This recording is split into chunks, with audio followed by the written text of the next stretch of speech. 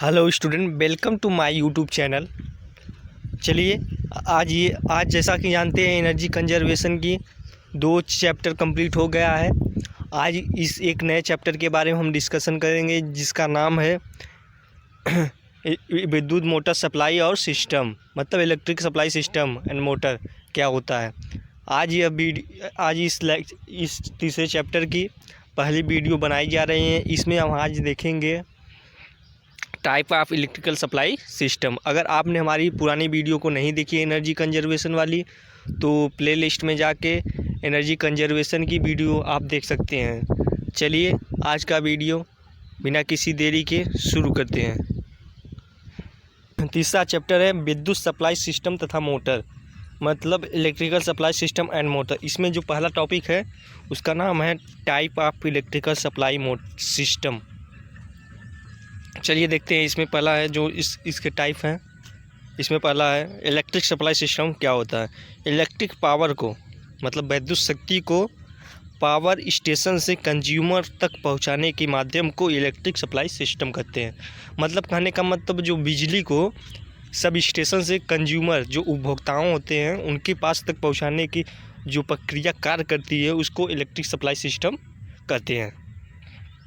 Electric supply system 3 मुख्य भागों से मिलकर बना होता है। जो इलेक्ट्रिक सप्लाई सिस्टम होता है उसमें उसके 3 पार्ट होते हैं। जैसे ये 3 पार्ट के माध्यम से कंज्यूमर को तक बिजली को पहुंचाता है। इसमें पहला है पावर स्टेशन, ट्रांसमिशन लाइन तथा डिस्ट्रीब्यूशन लाइन। मतलब ये जो पावर स्टेशन मतलब बिजली जहाँ हो गया शक्ति स्टेशन, और दूसरा है वितरण लाइन और संचरण लाइन। चलिए आगे देखते हैं। इसमें देखेंगे पहला जो है, देखिए जनरेटिंग स्टेशन, मतलब जहाँ से विद्युत को सब उत्पादन कर रहे हैं यानी कि जनरेट कर रहे हैं। फिर उसके बाद एक स्टेप अप ट्रांसफार्मर लगा है, मतलब जो वोल्टेज या लाइट जो पैदा हो रही है उसकी कॉस्ट कम हो, इसके लिए हम स्टेप अप ट्रांसफार्मर का यूज करते हैं, जिससे कम लागत में और अधिक बिजली प्राप्त की जाए और जिससे कंज्यूमर को सस्ते में बिजली मिल जाए। उसमें देखेंगे पहला वो जो हो गया, इस प्राइमरी ट्रांसमिशन के माध्यम से बिजली को हम आगे तक भेजते हैं। फिर उसके बाद एक फिर स्टेप डाउन लगाते हैं, जो मतलब जो स्टेप अप फिर ट्रांसफार्मर लगाते हैं जो बिजली को और अधिक बढ़ा देती है। फिर उसके बाद एक रिसीविंग स्टेशन होता है जहाँ से बिजली को थोड़ा इकट्ठा कर दिया जाता है। फिर उसके बाद फिर उसको आगे के लिए ट्रांसमिट किया जाता है। फिर वहाँ पे जो विद्युत हो गई उसको हम स्टेप डाउन करते हैं। जो वहाँ पे विद्युत को बहुत जैसे कम में, जैसे मतलब 11,000 और 33,000 के वोल्टेज के रेशियो में प्रोवाइड करता है, मतलब वोल्टेज को देता है। और जो ये रेशियो होता है ये बड़े बड़े इंडस्ट्री कंज्यूमर के लिए अच्छा है। जैसे इंडस्ट्रीज हो गया, ये सब बड़े बड़े जहाँ विद्युत की खपत ज़्यादा होती है वहाँ पे ये जैसे प्राइमरी जो सब स्टेशन है, प्राइमरी स्टेशन है, वहाँ पे सेकेंडरी ट्रांसमिशन के माध्यम से वो लार्ज कंज्यूमर को बिजली मिल जाती है, इंडस्ट्री आदि को। इसके बाद है एक स्टेप डाउन का और ट्रांसफार्मर का यूज करते हैं जिसको वो 11 kV को 415 वोल्ट में कन्वर्ट कर देता है। तो यहाँ पे हम जो छोटे छोटे कंज्यूमर हो गए, उपभोक्ता हो गए हैं, उनको यहाँ से बिजली मिलती है। क्योंकि घरों में जानते हैं आप 11,000 की वोल्टेज आ ही नहीं सकती, क्योंकि अगर वो आएगी तो हमारा जो सभी इंस्ट्रूमेंट है उपकरण बंद कर जाएंगे। इसीलिए वहाँ पे 400 घरों में 415 वोल्ट के वोल्टेज को अप्लाई किया जाता है। और उसके बाद वो कंज्यूमर के जैसे छोटे छोटे कंज्यूमर हो गए, लाइट चलाना हो, पंखा चलाना हो, आज ये सब छोटे छोटे जो कंज्यूमर हो गए उन लोग को 415 ही वोल्टेज की सप्लाई मिलती है। ये कंज्यूमर के लोड के लिए अच्छा है। 415 वोल्ट या 420 वोल्ट ये भी हो सकता है। चलिए देखते हैं आगे। पावर स्टेशन, मतलब जहाँ से विद्युत का उत्पादन कर रहे हैं। उसके बाद उसमें देखेंगे इलेक्ट्रिकल पावर का उत्पादन अल्टरनेटर के द्वारा होता है। मतलब कहने का जो मतलब है, जैसे जो विद्युत को उत्पन्न करते हैं, जैसे थर्मल हो गया, हाइड्रो हो गया, आगे सब में जब ईंधन का या जब व्यय होता है, मतलब उसको जलाते हैं तो उसमें जो हीट उत्पन्न होती है उसको अल्टरनेटर के माध्यम से हीट उत्पन्न होती है।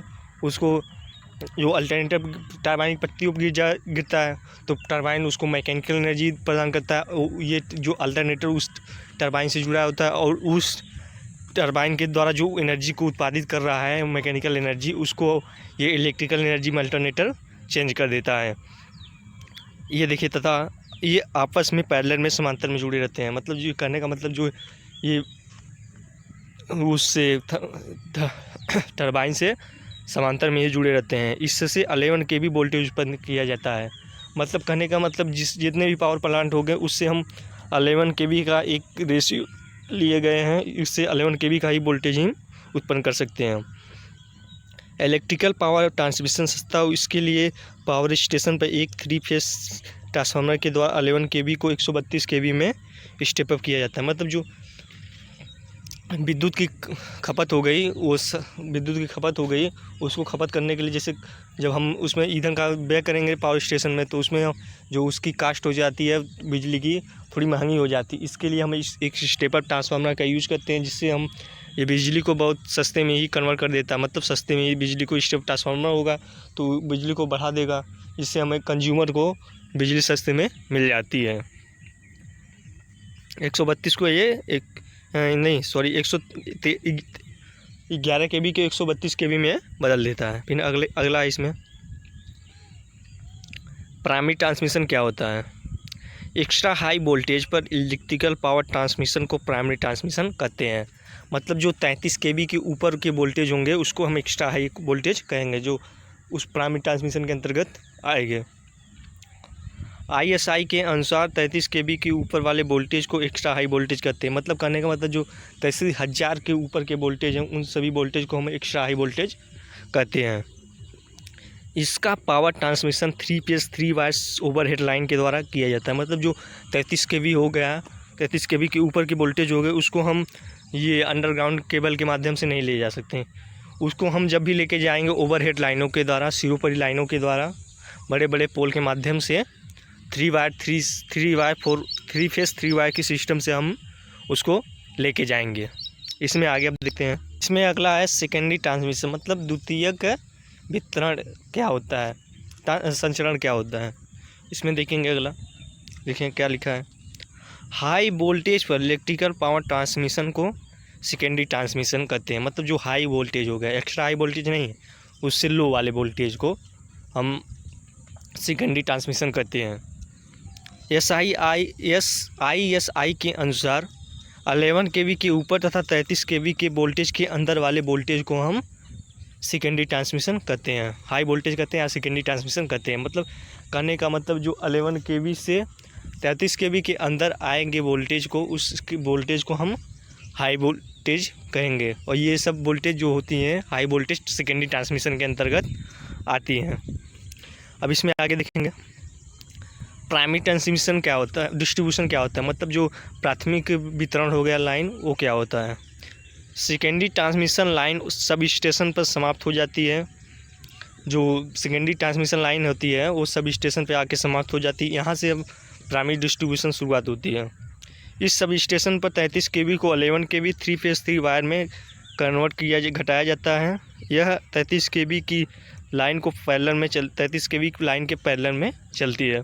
मतलब कहने का मतलब है जो सेकेंडरी ट्रांसमिशन है उसके बाद वो ख़त्म हो जाते हैं, तो उसके बाद ये जो प्राइमरी डिस्ट्रीब्यूशन होती है, जहाँ से हम प्राइमरी डिस्ट्रीब्यूशन से मतलब बड़े बड़े कंज्यूमर को हम लोड दिए सकते हैं।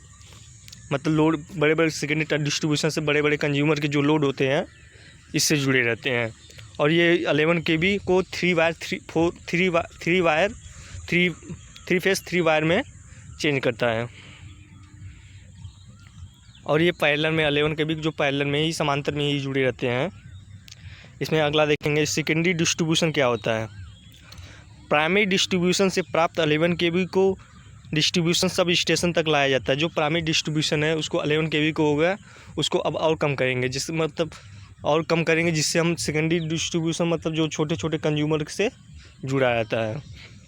यहाँ पर 11 kV को 400 वोल्ट में 3 फेस 4 वायर सिस्टम में बदल दिया जाता है। मतलब 4 वायर का सिस्टम का मतलब 3 फेस रहेंगे और एक जो न्यूट्रल वायर हो गया इसमें कन्वर्ट कर लिया जाता है। इसमें 2 फेस के बीच में वोल्टेज की वैल्यू 400 वोल्ट तथा फेस और न्यूट्रल के बीच जो वैल्यू होती है 230 वोल्ट होती है। मतलब कहने का मतलब जो यहाँ पे फेस और न्यूट्रल के बीच की दूरी होती है 400 वोल्ट होती है, और जो फेस और न्यूट्रल के बीच की दूरी होती है उसको 230 वोल्ट ही रखते हैं। आई होप आपको ये वीडियो पसंद आई होगी। अगर आपको ये वीडियो पसंद आई तो हमारे चैनल को लाइक और शेयर और सब्सक्राइब करना ना भूलें। Thanks for watching.